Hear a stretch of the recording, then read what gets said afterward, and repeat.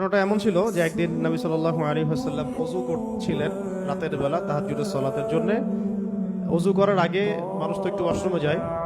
তিনি ওয়াশরুম থেকে বের হয়ে এসে দেখেছেন কেউ তার জন্য পানি রেখে দিয়েছে, কেউ তার জন্য ওযুর পানি রেখে দিয়েছে। তখন তিনি জিজ্ঞাসা করেছিলেন যে কে আমার জন্য পানি রেখেছে।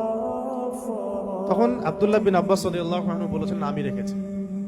নবী সাল্লাল্লাহু আলাইহি ওয়াসাল্লাম তখন তাকে খুশি হয়ে কাছে ডেকে বুকের সাথে জড়ায় ধরেন এবং তার বুকে হাত রেখে দোয়া করে দেন যে আল্লাহুম্মা ফাক্কিহহু ফিদ্দীন ওয়া আল্লিমহু তা'ওয়ীল। দোয়াটা হচ্ছে আল্লাহুম্মা ফাক্কিহহু ফিদ্দীন ওয়া আল্লিমহু তা'ওয়ীল। আল্লাহ তাকে দ্বীনের গভীর বুঝ দান করুন এবং তাকে কোরআনের ব্যাখ্যার তৌফিক দান করেন। তা'ওয়ীল, তা'ওয়ীল মানে ব্যাখ্যা করা, ইন্টারপ্রিটেশন, আমরা যেটা ইংরেজিতে বলি কি ইন্টারপ্রিটেশন। তো এটা হলো রাসূল সাল্লাল্লাহু আলাইহি ওয়াসাল্লামের খাস দোয়া। এই দোয়ার বদৌলতে তিনি রাইসুল মুফাসসিরিন হয়ে গেছেন।